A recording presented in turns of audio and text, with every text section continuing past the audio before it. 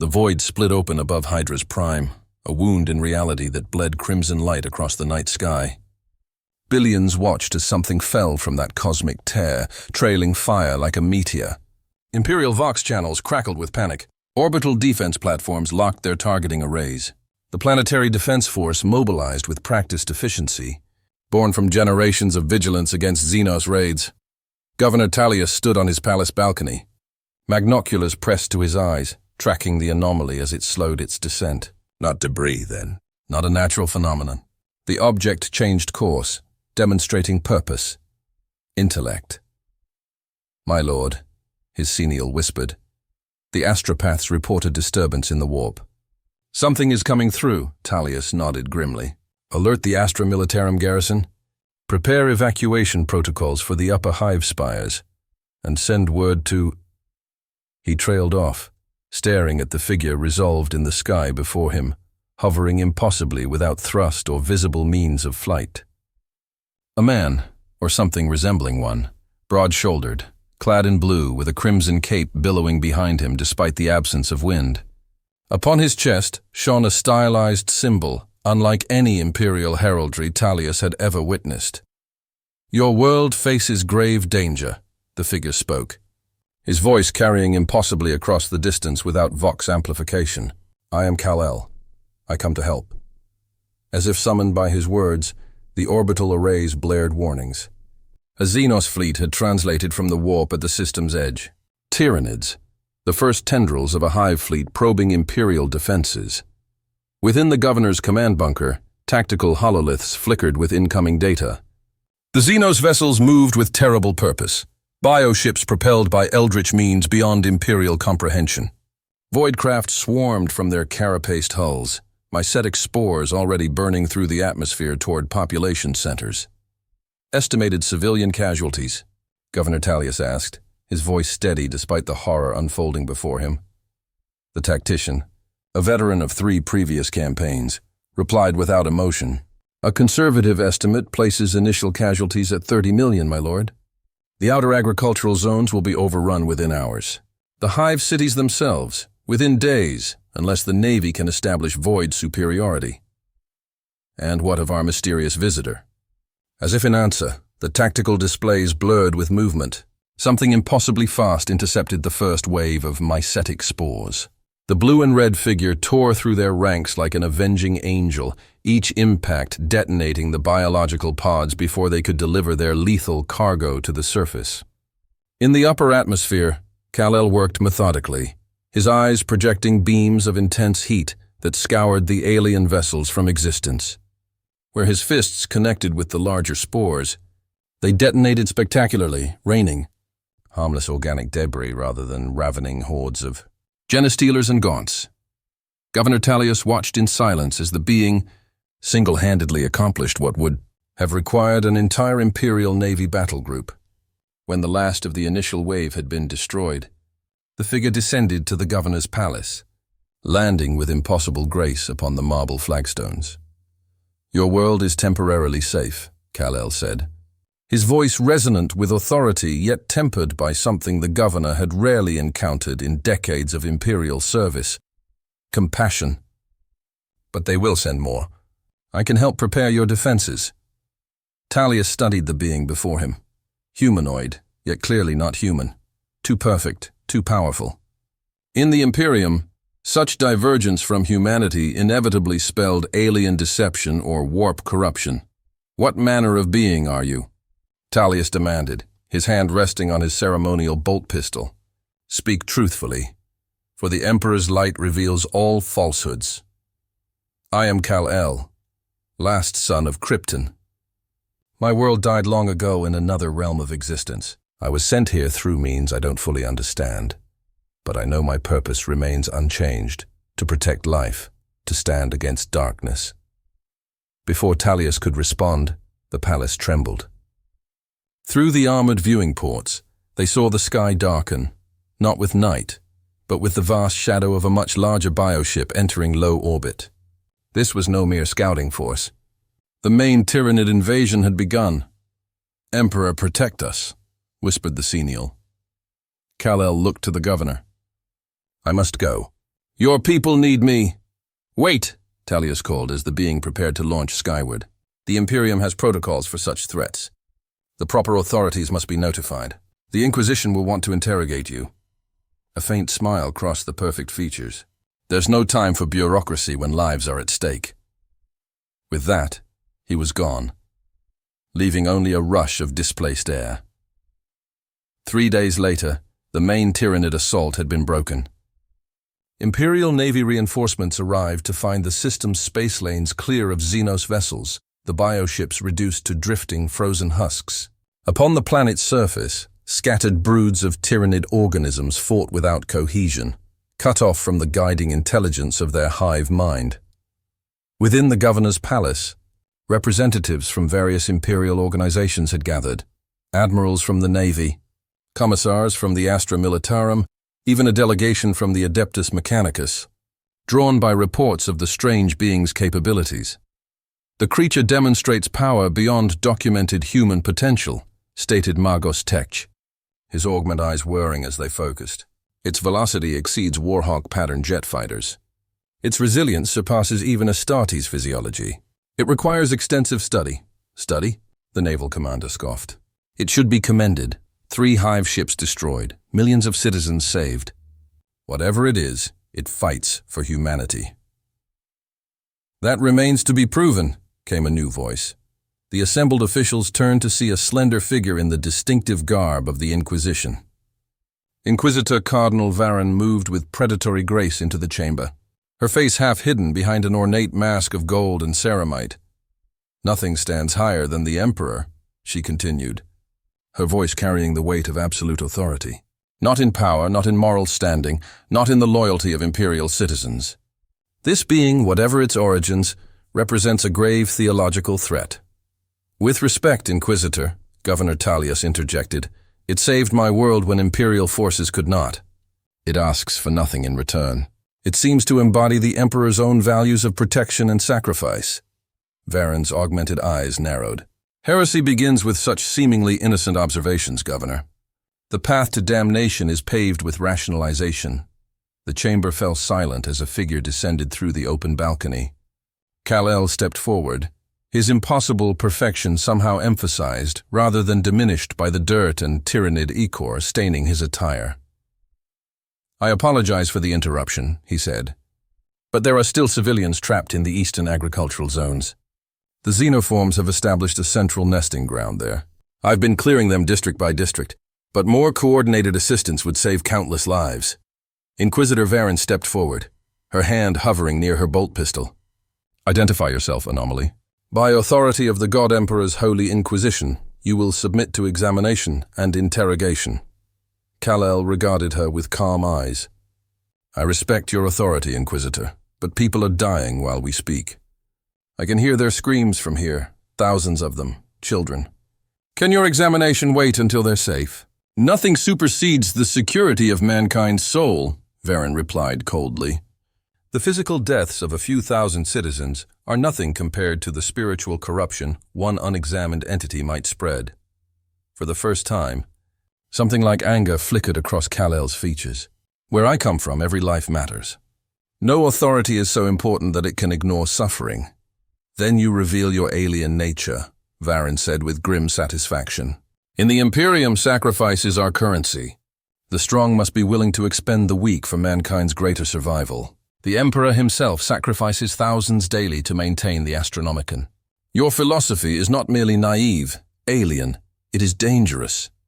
Before Kal-El could respond, alarms blared throughout the palace. The tactical officer's voice came urgently through the Vox. Multiple warp signatures detected. Massive translation event in progress. The hololithic display showed a new threat emerging, not Tyranids this time, but the twisted shapes of Chaos warships, their hulls distorted by millennia in the immaterium, bristling with corrupted weaponry. The Blood Disciples, Varen whispered, recognition in her voice. The Tyranids were merely the prelude. This is a coordinated attack. Kal-El moved toward the balcony. I'll intercept them. Wait, Varen commanded. These are not mindless Xenos. These are traitors to mankind, Chaos Space Marines, corrupted by the ruinous powers. They wield weapons that can harm even beings such as yourself. You know what I am? I know enough to recognize a potential catastrophe, Varen replied. If you truly wish to help humanity, you will coordinate with Imperial forces rather than acting unilaterally. For a moment, tension hung in the air between them. Then Kal-El nodded once. Tell me what I need to know. The briefing was brutally efficient. The Blood Disciples, a warband of Chaos Space Marines dedicated to Khorne, had likely been drawn to the system by the psychic reverberations of the Tyranid hive mind's death throes. They would seek blood and skulls, targeting civilian populations for maximum slaughter. Their leader, Vorgath the Bloodbringer, wears Terminator armor infused with warp energies, Varen explained. He carries an axe said to be able to cut through reality itself. Do not underestimate him. Kal-El absorbed the information with grim determination. I've faced beings of immense power before, gods and monsters. Not like these, Varen warned. The Chaos Gods are unlike anything from your realm. They feed on emotion, on belief. They can corrupt even the purest heart given time and vulnerability. For the first time, uncertainty crossed his perfect features. I've resisted mind control before. This is not mere mind control, Varen insisted. This is the fundamental corruption of reality itself, the warping of physical laws and moral certainties. Even your incredible strength means nothing if your soul becomes a conduit for their influence. Aboard the lead Chaos vessel, Vorgath the Bloodbringer surveyed the tactical displays with hungry anticipation. His Terminator armor, adorned with the skulls of fallen Imperial champions, hissed and groaned with each movement, internal systems pumping combat stimulants directly into his enhanced physiology. The planet's defenses are in disarray, reported his lieutenant. A twisted sorcerer whose armor writhed with embedded demonic entities. The Tyranid attack has weakened their orbital capabilities. We face minimal resistance, Vorgath's laughter rumbled through his vox grill. Good. The blood god cares not from where the blood flows, only that it flows abundantly. Prepare the landing craft. I want boots on the ground within the hour. My lord, the sorcerer interjected, our augurs detect an anomaly. Something moves between the vessels of our fleet. Something fast. Before Vorgath could respond, the ship shuddered violently. Warning runes flashed across corrupted control panels. External pict feeds showed a blur of blue and red tearing through their escort vessels, ripping armored hulls apart with bare hands. Impossible, the sorcerer whispered. No mortal could survive void exposure. No human could generate such force. Vorgath's eyes narrowed behind his skull-faced helmet. Not human. Then something else. Something worthy of Khorne's attention. The bridge rocked again as their own vessel came under attack. Armored bulkheads designed to withstand capital ship weaponry crumpled like parchment as Kal-El tore his way into the command center. Chaos Marines opened fire, bolt rounds detonating harmlessly against his chest. Vorgath raised his axe, its edge keening with warp energies. What manner of creature are you, that dares challenge the chosen of Khorne? Kal-El regarded the corrupted space marine, taking in the grotesque mutations and sigils of slaughter adorning his armor. I am Kal-El of Krypton, and I won't allow you to harm the people of this world.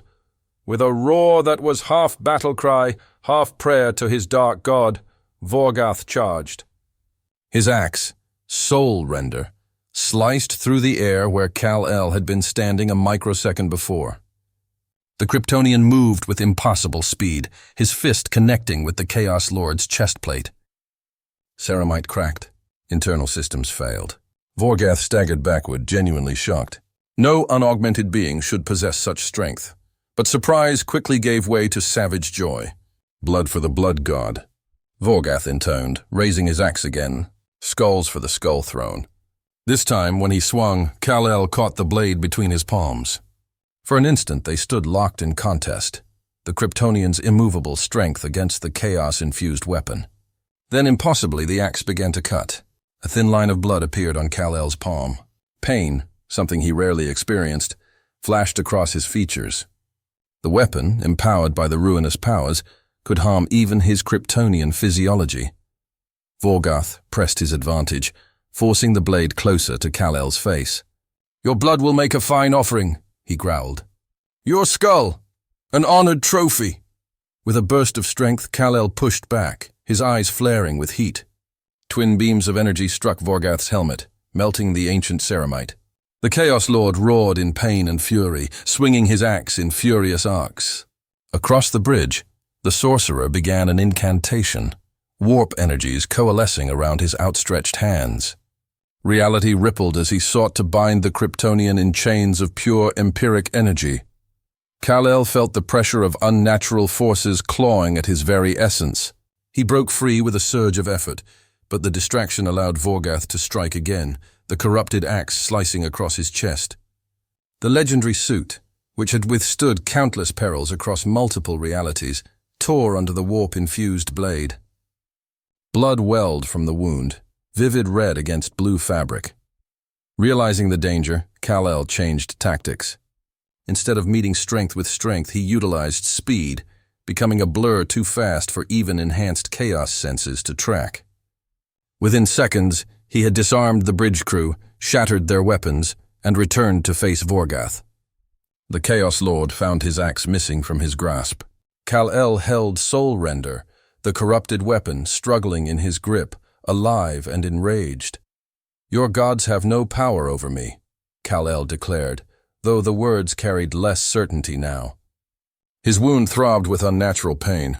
The axe in his hand whispered promises of power and glory. With visible effort, he snapped the weapon over his knee. The sound that followed was not the crack of metal, but a scream of rage echoing from nowhere and everywhere. The bridge lighting flickered. Blood streamed from the eyes of mortal crewmen. Vorgath laughed through his damaged helmet. "Fool! You cannot destroy that which belongs to the blood god. You have only freed its essence." The broken pieces dissolved into a crimson mist that swirled around the bridge. Where it touched bare flesh, it burned like acid, consuming the unfortunate crew. The Chaos Marines knelt in supplication as the mist coalesced into a towering half-corporeal form, a demon of Khorne. Its body was a nightmare of muscle, brass, and flowing blood. Massive horns curved from its bestial head, and in its claws it held an axe that dwarfed the one Kal-El had destroyed. "Blood!" it bellowed, its voice making mortal ears bleed. "Skulls!" Kal-El stood his ground as the monstrous entity focused its hatred upon him. "I've faced demons before," he said, though doubt touched his tone. This creature radiated not mere malice, it was wrongness made flesh. An affront to reality itself. The demon swung. Kal-El dodged, countering with a punch that would have shattered mountains. His fist connected, displacing its form briefly before it reformed. "Your strength feeds Khorne," the demon roared with pleasure. "Your rage empowers him." Kal-El realized, horrified, that his tactics were failing. This was not a foe of flesh and bone, but a manifestation of an idea, a concept propagated by the warp itself. Each swing tore air and reality alike. Those that struck sent waves of pain through not just his body but his very essence. As he fought, whispers grew in his mind, soft, persuasive, promising power beyond imagination if only he would embrace Khorne's path. "Do you not fight for justice?" the voice murmured. "Is Khorne not the god of martial honor as well as slaughter?" Kal-El faltered, the logic seeping into his thoughts. In that heartbeat of weakness, the demon's axe struck his chest, hurling him through bulkheads. He lay amid wreckage, blood flooding from impossible wounds. The demon advanced, its massive form twisting through the breach.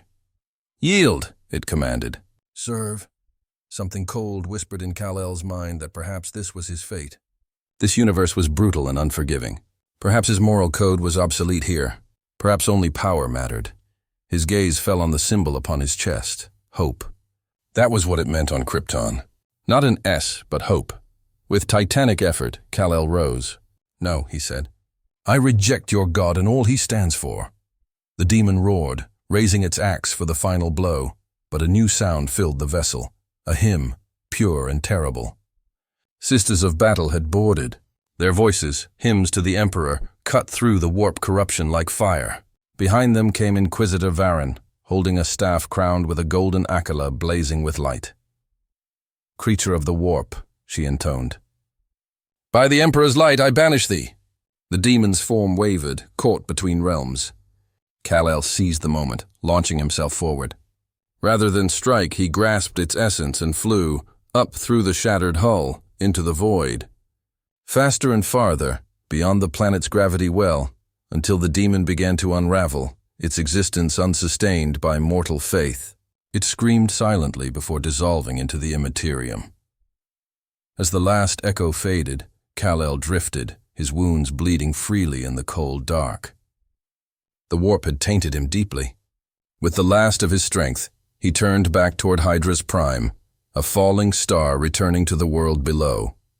In the medici chamber of an Imperial cruiser, Kal-El awoke to the sound of chanting. Tech priests gathered around, monitoring arcane devices connected to his body. Servitors pumped strange fluids into his veins through crude metal needles that pierced even his invulnerable skin. The corruption spread slowly, observed a tech priest, voice flat. But it spreads nonetheless. Inquisitor Varen stood at the foot of the bed, masked and unreadable. You cannot remain here, Kal-El of Krypton. Your presence destabilizes the Imperium's theological balance. Despite his weakened state, he sat up, tearing free several cables. I saved your world. I fought your enemies. And in doing so, Varen replied coldly, you demonstrated power that rivals the Emperor himself, power without sanction or context. The masses already whisper of you as a savior. Do you understand how dangerous that is? Faith is the foundation of the Imperium. Faith in the Emperor, unquestioned and absolute. Where I come from, people are allowed to choose what they believe. Then where you come from is doomed, Varen stated flatly. In this galaxy, unity is survival. One faith, one ruler. Anything else invites annihilation. Governor Tallius entered the chamber, his face drawn with exhaustion. Inquisitor, the High Lords have reached a decision regarding our visitor. So quickly? Varen asked. Without examination or interrogation? The situation is unprecedented, Tallius said. As is the response. The being known as Kal-El is to be transported to Terra immediately. The Emperor himself will judge his purpose. Shock rippled through the room. The Emperor, immobile upon the golden throne for 10,000 years, rarely communicated except through visions. Direct judgment was unthinkable, impossible, Varen whispered. The journey alone would take months. The corruption within him would spread. Special dispensation has been granted, Tallius continued. A warp jump directly to the Sol system, with a Grey Knight's escort to contain any corruption during transit. Kal-El looked between them, grasping little of the long history behind their fear, but understanding the gravity. This Emperor, he leads your Imperium? Horrified silence followed.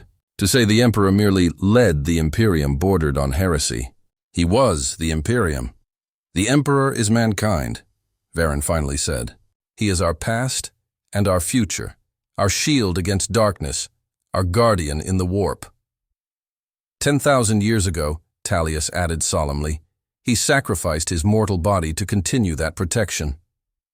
He was mortally wounded by his traitorous son, but his divine consciousness remains active, Varen continued, bound to the golden throne, which sustains what remains of his corporeal form.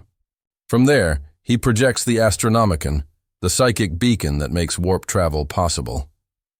Without it, humanity would be isolated, divided, doomed. Kal absorbed this with growing concern. And this Emperor wants to see me? Not see, Varen corrected. Judge, there is a difference. The journey to Terra was conducted under maximum security. The vessel, a specialized craft of the Inquisition, cut through the warp with unnatural speed, guided by the most skilled navigators available. Grey Knights, Space Marines specialized in combating demonic threats, stood constant vigil outside Kal-El's chamber. Through the small observation port, Kal watched the impossible geometries of the warp pass by. The psychic maelstrom affected him differently than it did the human crew. Where they required Geller fields and constant prayer to maintain sanity, he perceived the immaterium as a dimensional overlay, chaotic, shifting, reminiscent of the phantom zone from his own reality, yet far more dangerous. The corruption from his wounds continued to spread, a network of black veins crawling outward from the gashes left by the demon's axe.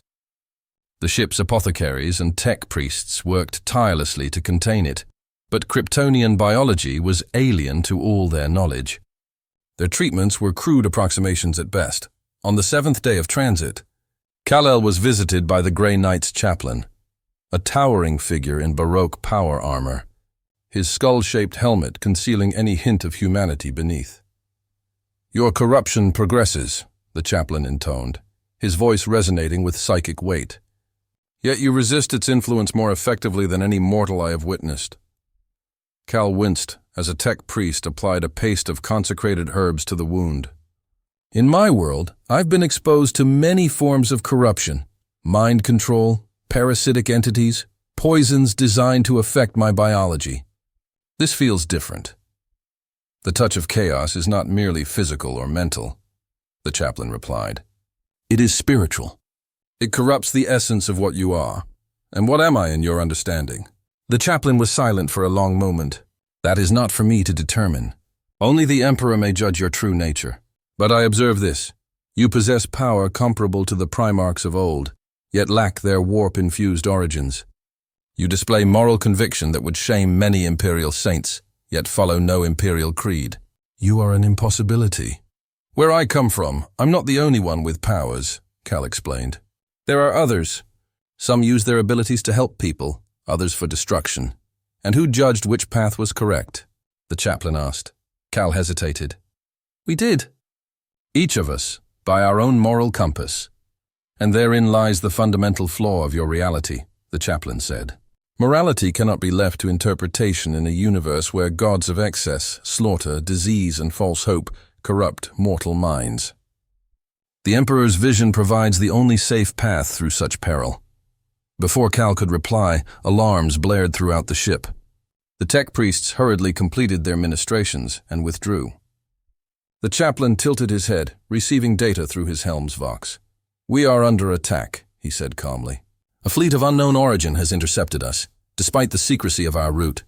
Our navigator reports disturbances in the warp. It appears our mission is compromised." Kal rose, ignoring the pain radiating from his wounds. "Let me help." "You are in no condition to fight," the chaplain observed. "And you remain under custody until presented to the Emperor."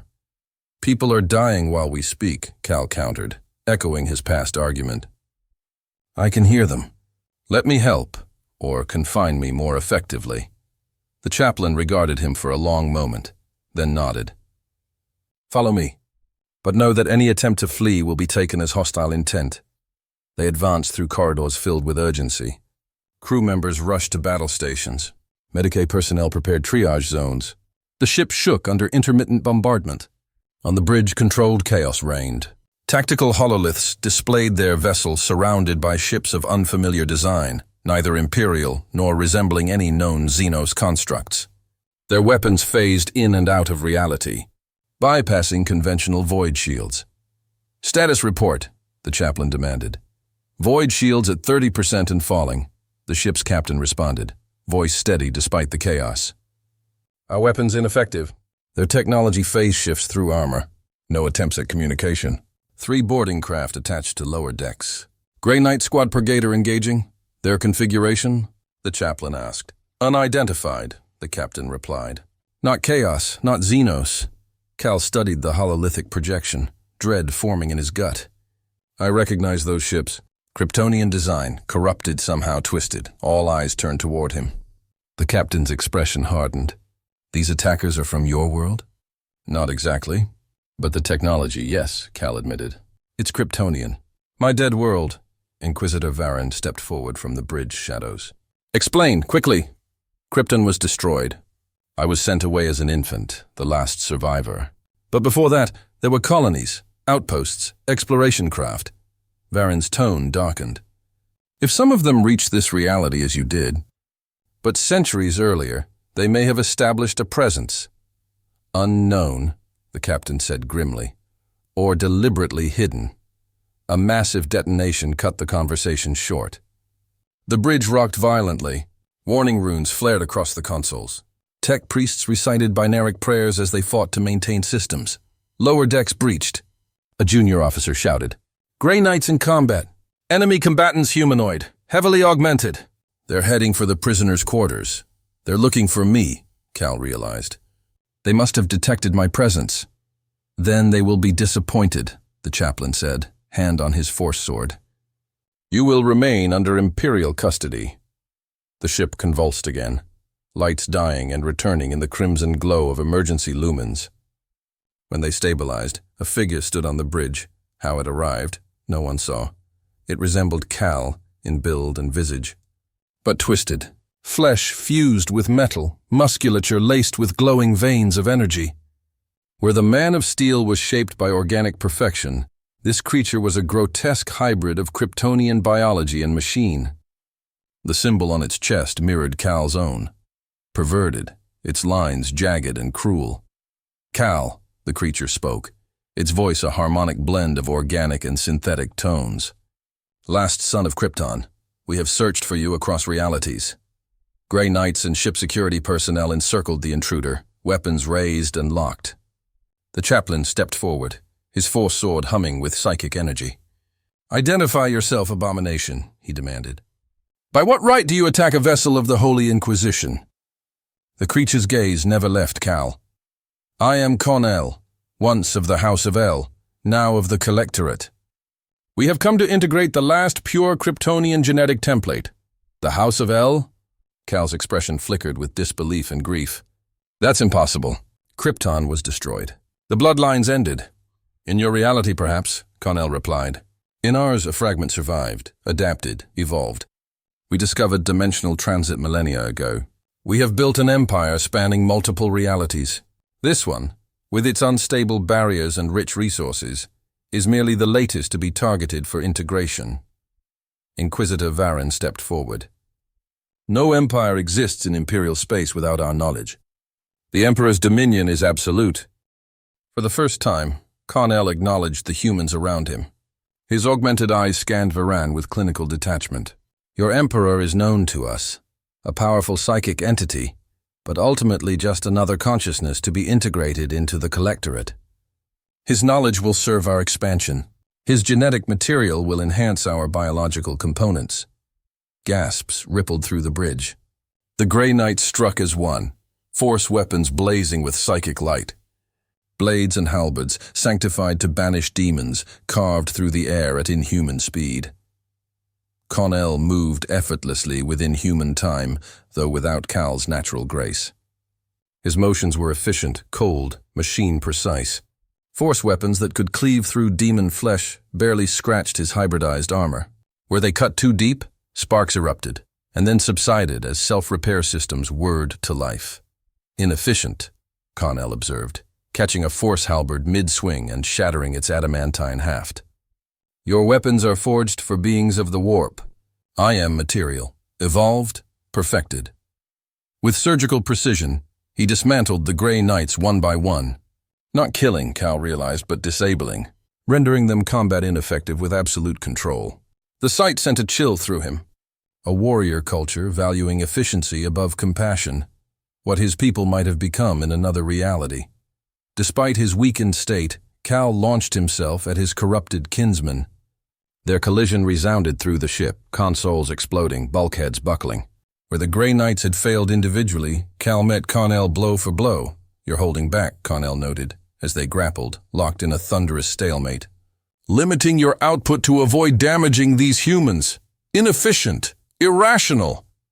It's called compassion, Cal grunted, straining against the cybernetic strength that matched his own. A virtue our house once valued above all else. Con-El's crimson lenses flashed, unreadable.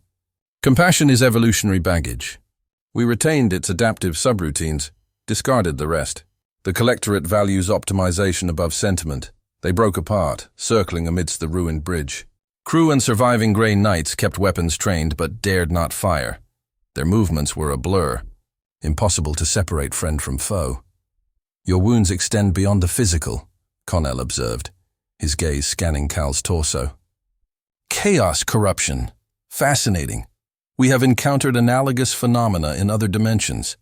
It can be contained, studied, utilized. Nothing about chaos should be utilized, Cal replied sharply, feeling the corrupt pulse within the wound as if responding. It's pure evil. Evil is a subjective moral construct, Con-El said. The Collectorate recognizes only utility or its absence. The corruption can be purged, your genetic code purified. Join us willingly, and your transition will be optimized for comfort. And if I refuse? Then integration proceeds regardless, with suboptimal consciousness retention. Before Cal could respond, another voice filled the deck. Enough. The word carried weight. The chaplain, who had fallen earlier, now stood upright. His posture no longer stiff and human, but fluid, radiant. Golden fire bled through the eye lenses of his skull helm. When he spoke again, the vox distorted under the magnitude of it. The Emperor has marked this one for judgment. None shall interfere. Ripples of psychic energy cascaded from the chaplain's armor, forming a phantom, a vast, luminous figure superimposed upon him. Connell turned, analyzing with visible caution. Possession by a warp entity, he stated flatly. Designation: Emperor. Threat level: significant. The possessed chaplain raised a hand wreathed in light so pure the darkness retreated from it. You trespass not merely in imperial space, abomination, but within the Emperor's gaze itself. Begone! A wave of golden energy flared outward. Connell's systems overloaded in a scream of static and distortion. Sparks erupted from his limbs as the holy force tore through his cybernetics. His perfect calm fractured. Unanticipated psychic capability, he hissed. Retreat! Advised. He vanished in a blur of motion, crashing through bulkheads toward his boarding craft. Moments later, the remaining Collectorate vessels disengaged, folding out of reality in bursts of distortion. The light drained from the chaplain's eyes. He collapsed, steam rising from the seams of his armor. The Emperor protects, he whispered before darkness claimed him. Inquisitor Varen stared in awe. A miracle, she breathed. Direct intervention. I have never witnessed such a thing. Cal moved to assist, but Mediki's staff blocked him reverently. The chaplain's body was handled with ritual care. He had hosted the Emperor's will, however briefly. Reports came in. The enemy craft were gone, vanished into dimensional rifts uncharted by any Imperial record. They'll return, Cal said quietly. The Collectorate never abandons a target. If they're anything like the Krypton I knew, they'll be patient, methodical, relentless. Varen turned toward him, her voice softer but firm. Then it is even more critical that you reach Terra. The Emperor himself has shown his will regarding your fate. Such a sign has not occurred for centuries. The remainder of the journey passed in uneasy silence. Tech priests worked with mechanical devotion to repair the vessel. The wounded were tended, the dead honored. Grey Knight's gene seed was reclaimed for their chapter. Cal spent his hours in meditation, focusing his immense will to contain the warp corruption spreading slowly through his body. The wound no longer bled, but black veins pulsed beneath his skin, whispering of madness and ruin. Approaching the Sol system, Cal saw Terra through the ship's auger arrays. It was not Earth. Where his adopted homeworld had been a blue jewel adrift in peace, this Terra was a scarred citadel, an entire planet converted to fortress and shrine. Vast orbital arrays encircled it like a metallic crown, dwarfing anything he had ever imagined. At the heart of it all rose the Imperial Palace, a continent-spanning structure of awe and terror, its tallest spires piercing low orbit. Even from space, Cal could feel it, the psychic radiance of the Emperor, a golden beacon that pierced the veil of reality itself. The inquisitorial vessel docked at a high orbital station reserved for the most sacred missions. From there, a heavily guarded transport descended, carrying Kal-El, Inquisitor Varen, and a detachment of Grey Knights. Every layer of atmosphere brought new waves of reverence and fear. They passed endless fortifications, shrine cities, and cathedrals the size of continents. At every checkpoint, Varen presented seals so sacred that officers bowed in trembling silence. Finally, they reached a gate of black adamantium, its surface etched with symbols that hurt the eyes to perceive. Before it stood the Adeptus Custodes, golden and terrible, each a living demigod. The anomaly will proceed alone from here, declared the shield captain. Voice calm but absolute. With respect, shield captain, Varen said. The prisoner represents an existential threat. Protocol demands my presence. The protocols, the custodes interrupted. are superseded by direct command. He proceeds alone, or not at all. Even the Grey Knights, warriors without fear, lowered their heads. No one disobeyed the custodes within the palace. Cal turned to Varen, who finally nodded. The Emperor protects. The titanic doors opened soundlessly. Beyond them stretched a corridor that defied reason, lined with motionless custodes, their spears upright, their armor gleaming with internal radiance. Cal stepped forward. The doors closed behind him in seamless silence. The deeper he walked, the denser the air became, laden with psychic gravity that pressed against mind and bone. Distances lost meaning, light distorted, time bent. And then it opened. A chamber of impossible scale, its far edges swallowed by shadow. At its center rose the golden throne, an edifice equal parts technology, divinity, and ancient artifice. Seated upon it was the Emperor of mankind, his body desiccated, and still after 10 millennia of sacrifice, yet radiating power so vast, it made Kal-El's godlike strength feel infinitesimal.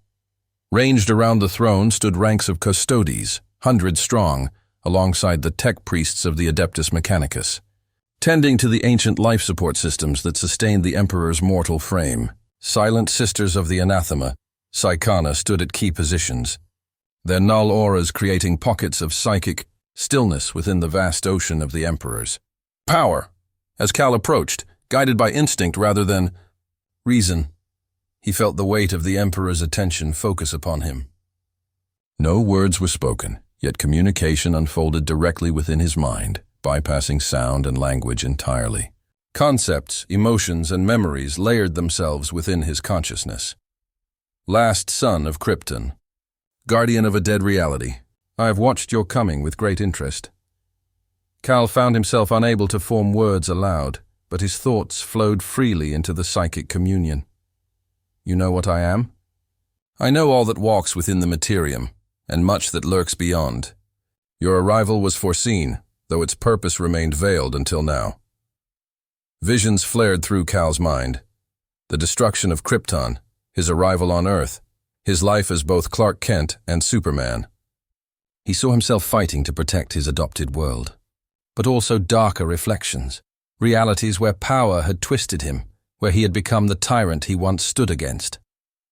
Why am I here, in this universe, in this time?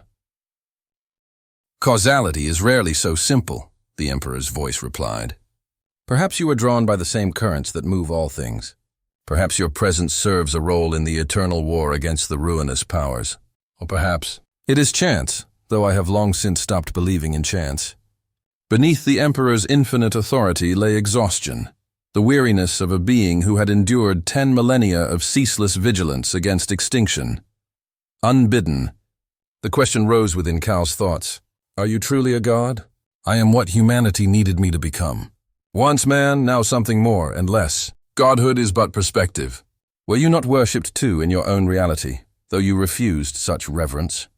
The comparison struck a chord. He had never sought worship, only service through compassion. Yet he could not deny that to some, he had been a figure of faith. I only wanted to help, Cal thought.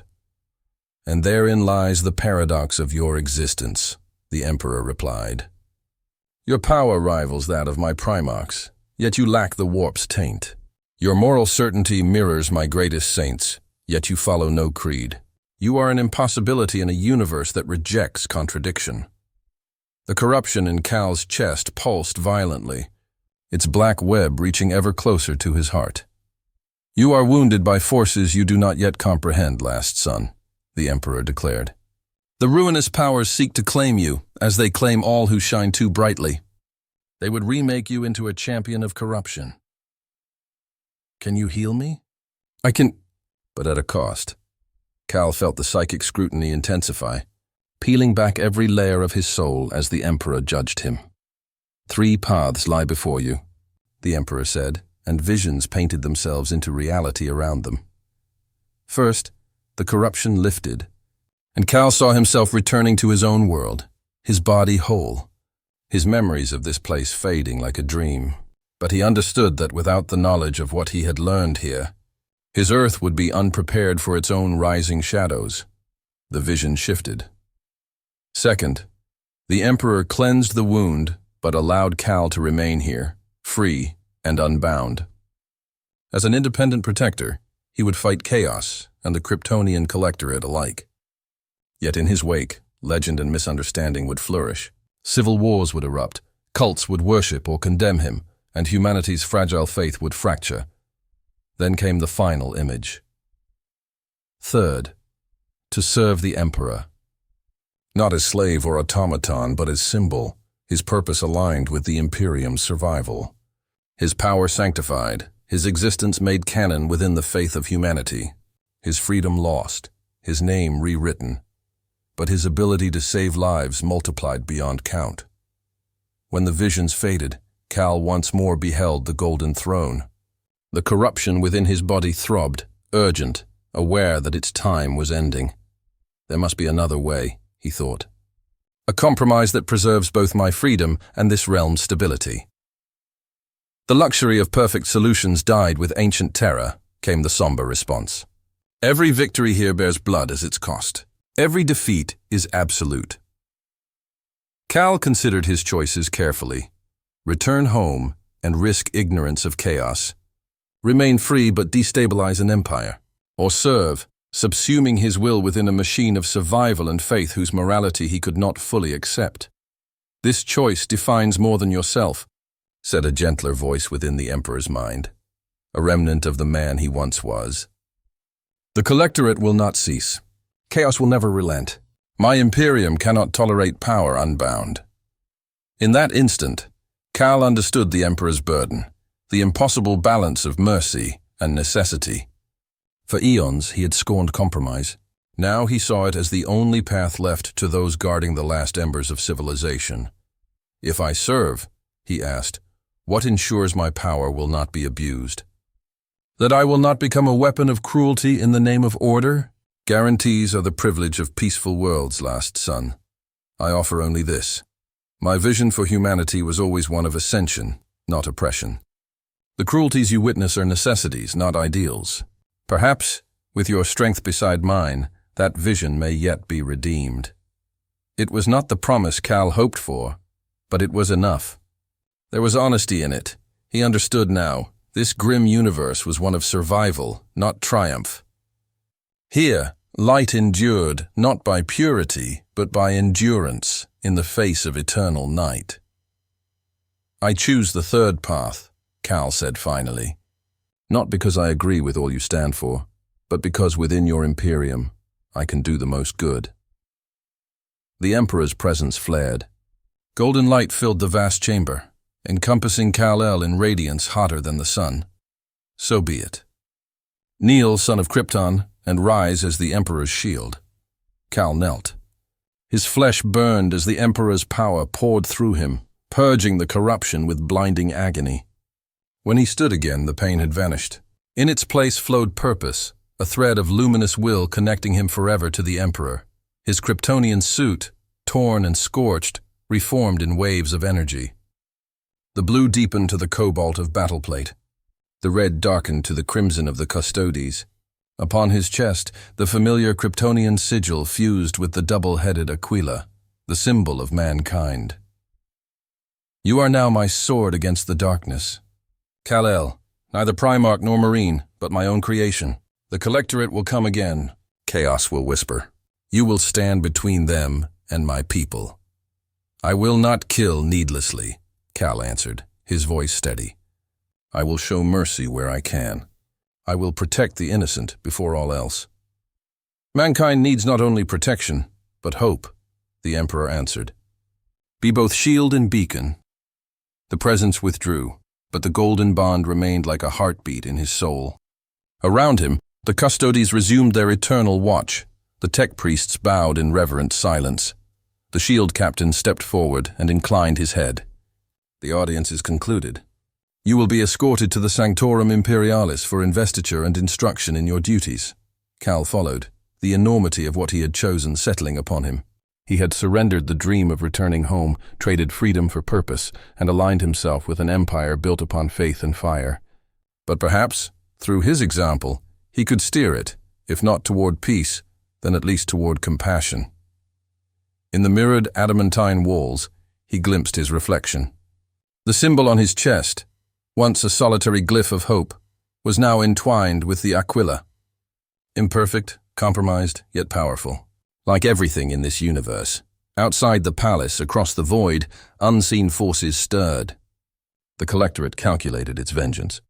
The minions of chaos whispered new schemes, and upon the golden throne, the Emperor watched, through immortal eyes of gold, as his newest champion prepared to stand against them all. The last son of a dead world, bound now to the destiny of mankind's twilight empire, and in that grim darkness, where there was only war, a new light kindled, fragile but defiant. Whether it would bring salvation or another noble tragedy written in blood, only eternity would tell, within the Sanctorum Imperialis. Before armies of pilgrims and lords of Terra alike, the master of the administratum's voice thundered through grand cathedrals. Behold, the shield of the Emperor, sanctified son of Terra, protector of mankind. Countless voices answered in devotion, their collective faith strengthening the Emperor's golden light across the galaxy. And far beyond the stars, unseen gods turned their gaze toward this new fusion of hope and war, the Kryptonian made divine. The great game continued, eternal. Yet in the endless night, for the first time in 10,000 years, hope itself had a name.